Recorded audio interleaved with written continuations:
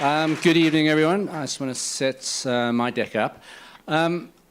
So innovation's a tricky thing. I've been on quite a long journey for the past couple of years to find the holy grail of innovation, as is every single company that's trying to remain relevant and trying to sort of sidestep some disruption.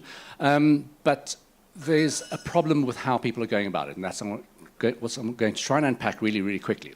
But I want to go back to 2017. I always like starting off with a bit of a trend confirmation and a small video clip of just kind of where we are. So I know Heidi's in the audience somewhere. So I attended a talk in about July 2017, and Heidi was talking about flying taxis. And I wanted to come to her talk because I thought I was the only person that was talking about flying taxis, and everybody looked at me and said, you know, what the hell are you smoking? But now we know what we were smoking then. But so I want to just give you an update. So from 2017, this is just to kind of reinforce the speed at what Ian was saying.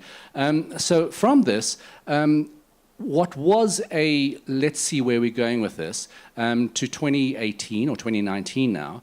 At the end of 2017, when Heidi gave this talk, there were 15 companies globally that had already done their first test flight of that.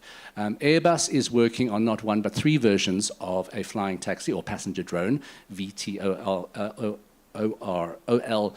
technology. Uber is working with NASA to map cities. Mumbai has just developed their first drone passenger policy so that by 2020 or 2022, when this really becomes a reality, they have a policy in place. So just for anybody who commutes between maybe Pretoria and Joburg, and you sit in traffic 2 times a day, this one's for you, and this is Uber Elevate. So that's kind of the best tagline, closer than you think. And that just brings up a whole lot of things. I had the great pleasure of speaking to the board of directors for Redefined Properties recently, and I said to them, you've got to really start rethinking where the gold is. It's not your property, it's actually on the rooftop.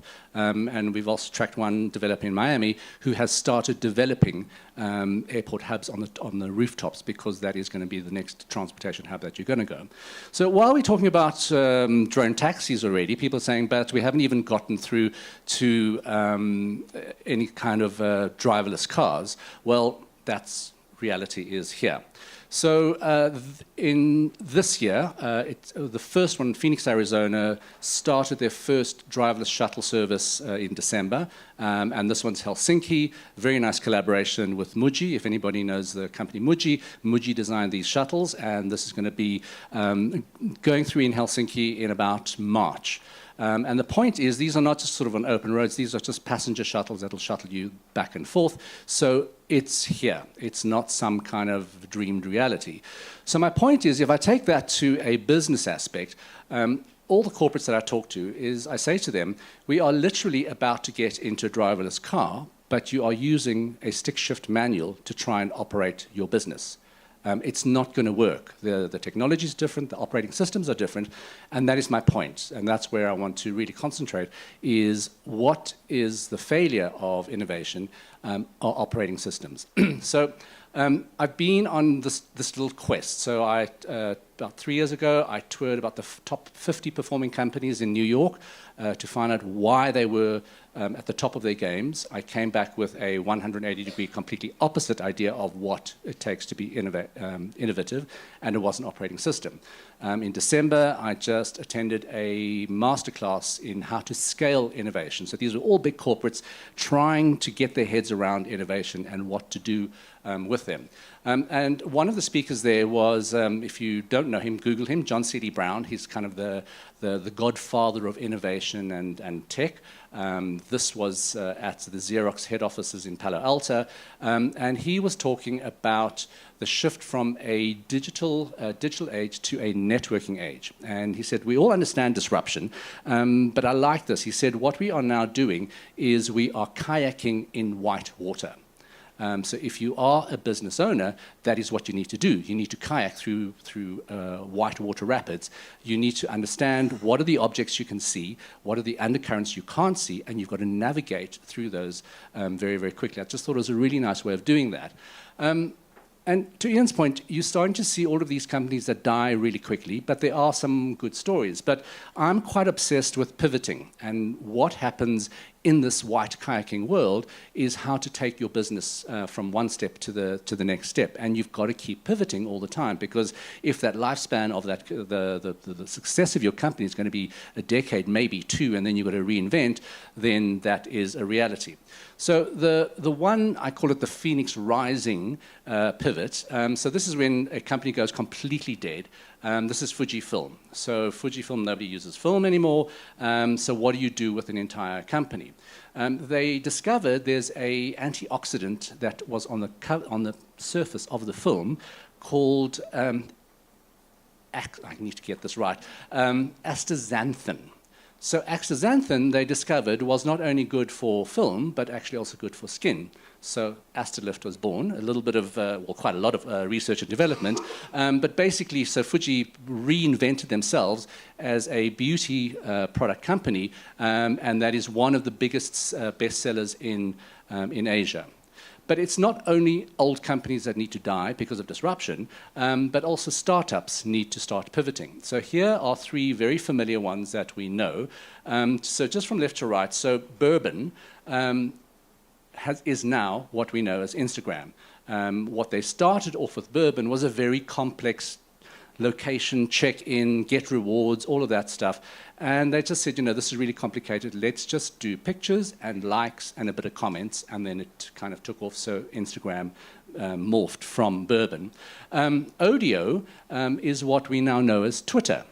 Odeo was a little, before it became a micro-blogging site, it was about kind of looking for podcasts and subscribing to podcasts. That kind of didn't really work, and then they did Twitter, and it unleashed a whole world of trolls on us, and there we have it. And then Netflix also pivoted as well. They started out as a mail order company to deliver your DVDs. How quaint was that? So now they stream, and I have my money on Roma for the Oscars to win the first Silicon Valley produced film, and that is going to change everything if Roma wins Best Film. And then you've got what I call the taboo pivot. I've been tracking this for about 4 years, and yes, everyone's like, so really, what have you been smoking? I call it the green rush. But you just, when I speak to corporates, there's always a bit of a skeptical look at me and a nudge, nudge, wink, wink, until I start telling them about the corporate companies getting involved in that.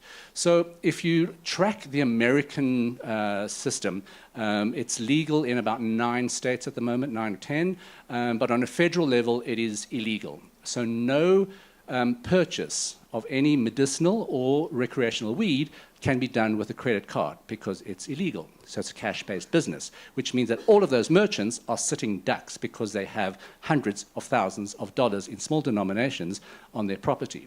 So Microsoft and someone called Kind Financial partnered together to do a sort of an ATM way of dealing with all of that cash. So they've gone through that.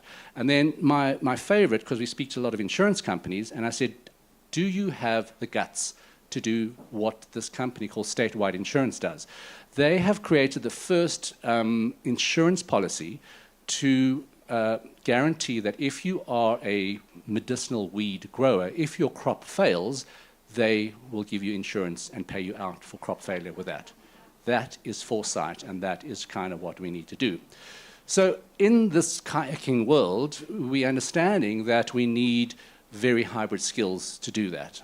You can't kind of do one thing, so we can speak here for the whole evening about our education system and where especially the whole, not only high school but junior school is just completely going in the completely wrong direction because we, I think most of us in this room, were sold this lie. This is the eternal path to happiness, okay? You go to school, you go to varsity, you get a nice job. You might be a little bit adventurous and you switch paths 2-3 times in your career, and then you retire, and then you die. Lovely. Nice one. But in actual fact, this is what is happening with a lot of people. There's a lot of upskilling. As Ian was saying, you've got to keep relearning, reskilling yourself. Mini retirement, because we actually want to be happy. We do not want to be on that treadmill all the time at work. And there are other things, being in the moment and actually enjoying life rather than actually working for a salary only. So, which brings me to how we start looking at that. So, if Bronwyn started talking about the sort of the ethics between brands and consumers, I want to talk about the ethics of new leadership and what it takes to get that innovation process really going for a company. So, new rules of leadership, and I call it the introduction to the activist CEO. So, when you talk innovation to a lot of companies, they look immediately, it's a default thing, at technology. So it is what I've seen with all of these companies that I've gone to, it is less about technology than the leaders embracing a completely new business model. And if you look at the technology, the pivoting and all of that kind of stuff, your business model has to change all the time. One of the things that people are trying to do are even small things. So it might be incremental things. You're not trying to kind of reinvent the wheel, but you just want to make your organization a little bit more agile. There's that word. So you're trying to reduce organizational drag. I don't know if anybody is kind of the CFOs or the accountants in their companies, but they cringe when I say this. So Netflix is one of those companies that say, this is one way we're going to reduce organizational drag. We assume that if we hire you, you do everything in the best interests of Netflix. So we do not recon all of your slips. That's a waste of time. Don't give us slips for this is my travel, this is the whatever. So just, this was in the best interest, we trust you, and just go and do what you think you need to do. And then we've got hierarchies. So the old adage was, I will work my way up the corporate ladder. We'll speak to Gen Z. Nobody's going to have a corporate job anyway. But I want to be the king of the castle. That's not really going to work. You want to be the center of the circle, and you want to have all of your teams orbiting around you in a very flat circle. So you get some companies that have been delving into holacracies, which are self-governing departments. It's not for everybody, and it's not for every company, because some people, if you're in the management, you don't want to relinquish that kind of power. And if you're just a happy worker that's just doing your work, you don't want that responsibility. But companies are starting to just experiment with a whole lot of these different things. And then the one specific one is just destroying the silos. The whole thing is, well, you're the marketing department, you're the this, you're the that. Yes, there should be some defined roles, but if you start looking at those hybrid needs and skills, everybody starts blurring into everything else. And if your company is going to be pivoting, then what you do is going to change again. You take, for example, the different where big sectors are starting. What we track is where big sectors are looking for skills. So the travel and hospitality are poaching not from hotel schools or hospitality schools, they're poaching from IT companies. All of the systems in travel and hospitality have become so high-tech that they're doing that. We were talking a little bit about addiction. If any of the parents in the audience, your kids are not weak-willed, we are now understanding that that addiction has been very cleverly engineered. So all of the tech companies and app developers are now poaching the best talent from casino designers because they want you hooked. So just a quick one there. If you've got an iPhone, a new iPhone, if you want to get off your addiction, change to grayscale, and you'll see how unappealing your phone is really going to be for a while. And then the big one, specifically in South Africa, is this whole question of diversity and inclusivity. They had a little module at this masterclass, and they were, the one line that just stayed with me all the time was they said, and I think it's a really good one for South Africa, diversity is who is in the room. Inclusivity is what each person does. And we need to scale that huge mountain in South Africa because we've ticked a lot of boxes and we're all BEE compliant and everyone's very diverse, but we're not very inclusive. And we're not going to get anywhere until we get that inclusivity. And if you also look at it, they say if you look at it on a much broader way, if you look at board of directors of big corporate companies, it literally is an old boys club. Everybody has sort of a homogenous way of thinking, and you never get anywhere if everybody thinks the same. So if you are in financial services and banking specifically, you know that your greatest threat is going to be a super app, not somebody in the financial services industry. So you need somebody to think differently and have a different perspective to bring that thing in. Which brings me to the responsibility of business in this day and age. So if you go back, it was quite a while ago, but quite a seminal report. Havas Global released a prosumer report. It's still freely online if you want to just Google prosumer report with Havas. And essentially, they had a worldwide survey, and South Africa was included in that. And about 88% of the respondents said it is now up to companies and big businesses alongside of government to push for positive change. We cannot rely on governments to do that job, so it is now up to big corporates, which then is that slippery slope that Bronwyn was talking about. So do you have your brands become the police and the executor and all of that kind of stuff? But in essence, that is what people are looking at. They say, I don't want that transactional relationship, I want a transformative one. I'm not a consumer, I'm a citizen, and so it goes. So I've been looking a lot at purpose-driven businesses, and I really think that it's not a tech thing, it is something of where you can be future fit and look at how you conduct business.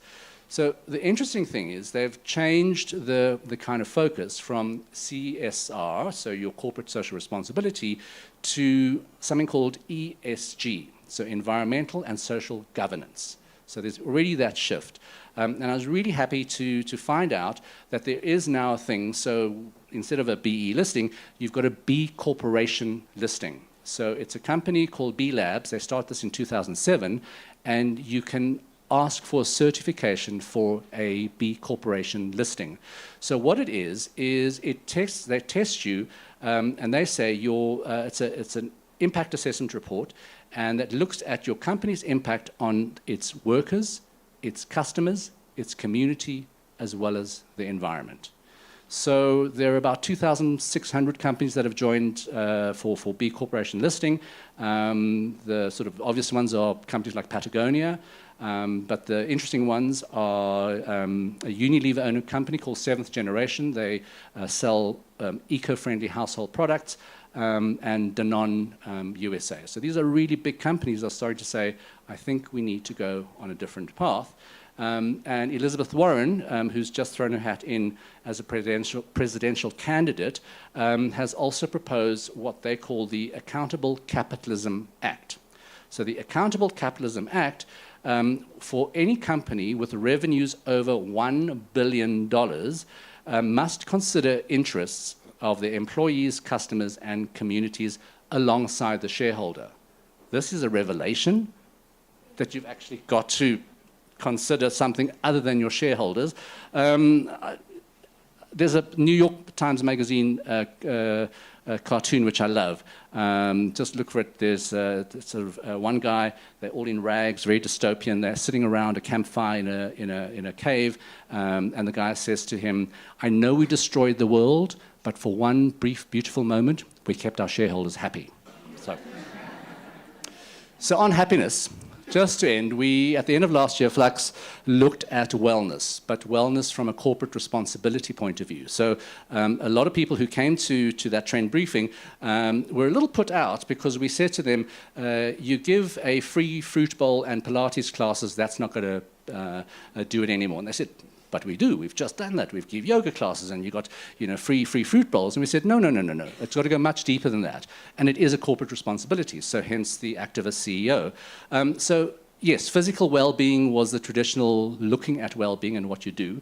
But now people are saying we want more. We want career well-being. We want a mentor. We want to know how to steer our careers into this whitewater kayaking way of doing things. We want social well-being, and we want community well-being. So that's our two things. And then the one thing I think that it is January, but one of the most surprising things was people want financial well-being. So what we started advocating to some of our corporate clients was, why don't you give your employees a day off just to sort out their financial affairs, or otherwise bring in a financial advisor, and on company time, you help them arrange what you need to do with that. So just to end off, last video is what we are now in pursuit of. So I said, if that linear way was the lie of complete the path to happiness, you'll never guess what is actually now being the most popular course being studied at Yale. Have a look.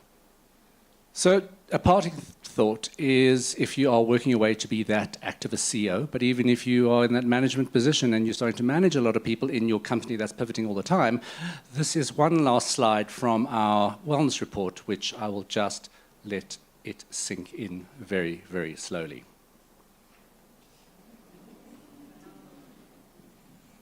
And with that, I thank you, ladies and gentlemen.